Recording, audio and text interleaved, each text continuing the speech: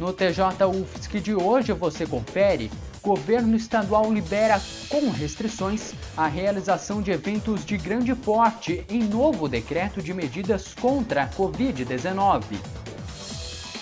UFSC divulga nova chamada do processo seletivo 2021 para os cursos de graduação. E no primeiro quadro Giro UFSC do semestre, vamos te mostrar como identificar informações importantes nos rótulos de alimentos. Fica comigo porque o TJ UFSC só está começando.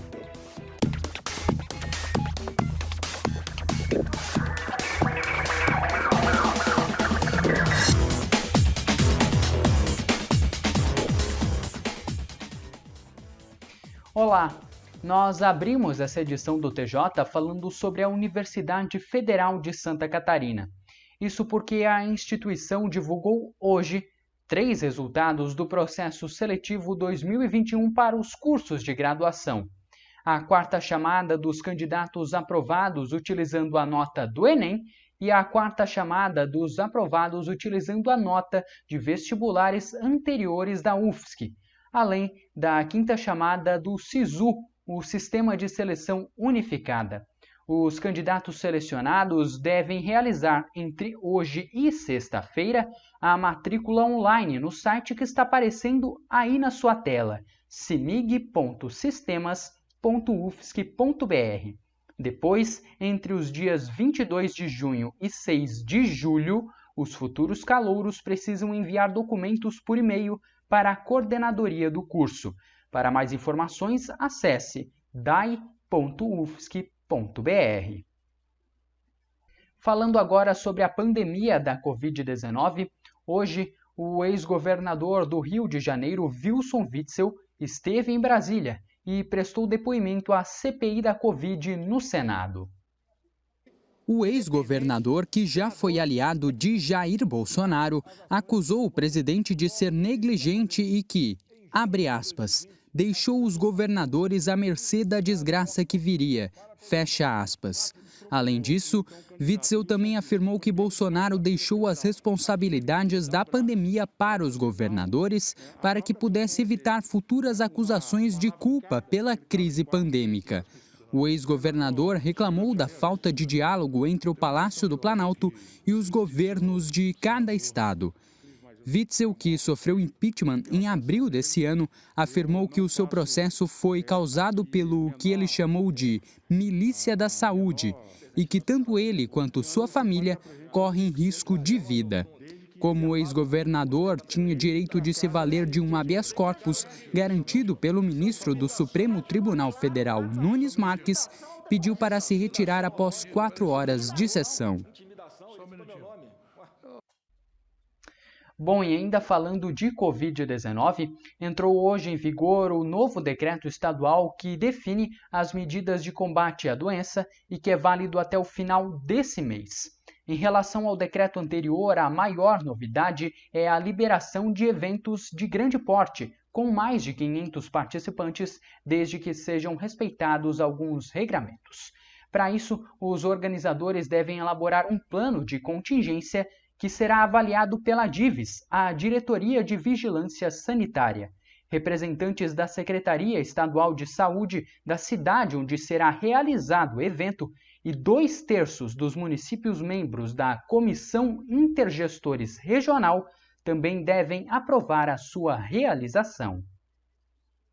Já que estamos falando de Santa Catarina, vamos te atualizar agora os dados da pandemia aqui no estado. As informações são da Secretaria de Estado da Saúde. Desde o início da pandemia foram registrados 1.015.723 casos confirmados. Do total, 976.441 estão recuperados e outros 23.146 são casos ativos. Foram registradas 16.136 mortes no estado.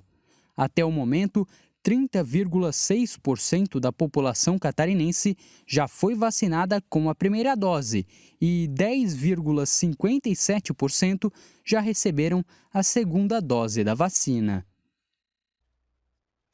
Bom, e hoje é quarta-feira e quarta-feira é dia de Giro UFSC e eu tenho uma pergunta.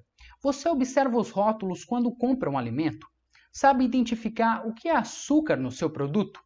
Foi pensando nisso que a nutricionista Tailane Scapin desenvolveu uma tese de doutorado analisando as informações sobre açúcares em produtos industrializados. Confira.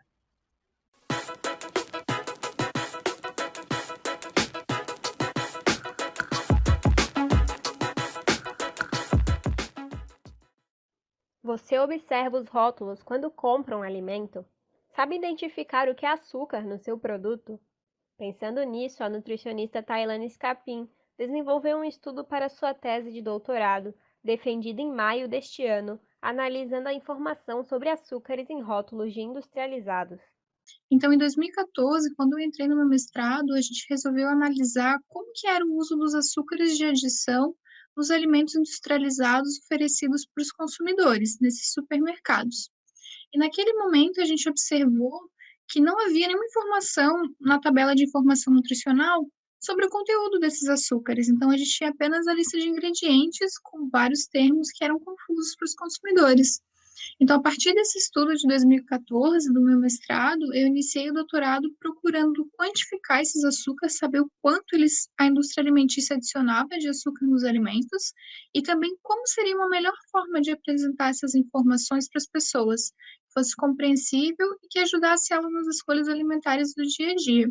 A gente achou 179 termos diferentes para dizer que era açúcar, né, tipos de açúcar nos alimentos, e alguns deles incluíam, por exemplo, maltodextrina, que não é facilmente reconhecido pelos consumidores, xarope de glucose, xarope de milho, extrato de suco de frutas, então diversos termos que eles utilizam, e até alguns ingredientes que a gente ficou em dúvida se eram ou não açúcar de adição, como, por exemplo, mistura para bebida láctea adoçada. Então, a gente sabe que tem um componente que é adoçado, mas às vezes eles não diziam quais os ingredientes daquele ingrediente dentro de outro produto. Então, a gente imagina que podem ter ainda muito mais ingredientes que sejam açúcar. A pesquisa foi dividida em 4 etapas e os seus resultados foram reconhecidos pela Anvisa, e agora é um dos estudos que ajudaram na mudança da rotulagem de alimentos no Brasil durante as discussões de legislação. Então, a primeira etapa foi uma revisão sistemática de literatura e ver qual tipo de rotulagem de alimentos sobre os açúcares tinha disponível na literatura científica atual. Então, isso me deu base para planejar as seguintes etapas. Na etapa 2, eu fiz grupos focais com consumidores, para que eles, consumidores da região da Grande Florianópolis, ainda estava no Brasil, então eu chamei alunos de graduação e pós-graduação da UFSC para entender melhor qual a percepção dos consumidores sobre açúcares, sobre rotulagem, sobre alimentos industrializados. Isso também me deu dados empíricos no contexto brasileiro do que as pessoas entendiam sobre os açúcares. Na etapa 3, a gente analisou um banco de dados de alimentos com 4.805 alimentos industrializados disponíveis para venda no Brasil e a gente desenvolveu um método para quantificar os açúcares desses alimentos. E, por fim, a quarta fase da minha tese foi uma pesquisa online com consumidores brasileiros, onde a gente testou diferentes modelos de rotulagem de alimentos para açúcares e descobriu qual era mais efetivo ou menos efetivo para auxiliar nas escolhas alimentares. Então, participaram 1.277 participantes, né, pessoas do Brasil, residentes em diversas áreas do Brasil, não somente do Sul, onde o estudo foi conduzido, mas a gente teve representação do Nordeste, do Norte. E nesse estudo a gente avaliou, então, 5 formatos de rotulagem. O que a gente encontrou é que o menos útil é o formato que a gente tem hoje em dia, que não tem informação alguma, e quando a gente colocou algum tipo de informação do conteúdo do açúcar na tabela, isso auxiliou os consumidores a comparar produtos. Então, eles facilmente identificavam qual tinha mais ou qual tinha menos açúcar. Então, em outubro de 2020, outubro do ano passado, a Anvisa aprovou a nova legislação de rotulagem de alimentos no Brasil e, por muitas outras questões, não somente nos meus estudos também, a gente conseguiu a aprovação da declaração do conteúdo de açúcar na tabela e também a rotulagem nutricional frontal para os alimentos que têm alto conteúdo de açúcar. Então, a partir de 2023, a gente vai poder ver essas mudanças nos rótulos e a gente vai conseguir, então, ver tanto o conteúdo de açúcar de adição e açúcar total na tabela de informação nutricional, quanto um selo preto na frente do alimento, quando esse alimento for alto em açúcar. E o futuro da nutrição, eu espero que a gente possa ter ambientes alimentares mais saudáveis, com alimentos nutricionalmente melhores para a população, mais acessíveis, que não tenha tanta propaganda em cima de alimentos não saudáveis como a gente vê hoje em dia, estimulando as pessoas a comprarem, e que a gente possa, então, a partir desse ambiente alimentar mais saudável, estimular uma vida mais saudável para as pessoas também. E a gente tentar, então, reduzir essa carga de doenças crônicas que são muito decorrentes da alimentação não saudável. Tá aí. E o TJ UFSC desta quarta-feira vai ficando por aqui. Muito obrigado pelo privilégio da sua companhia e até o nosso próximo encontro. Tchau!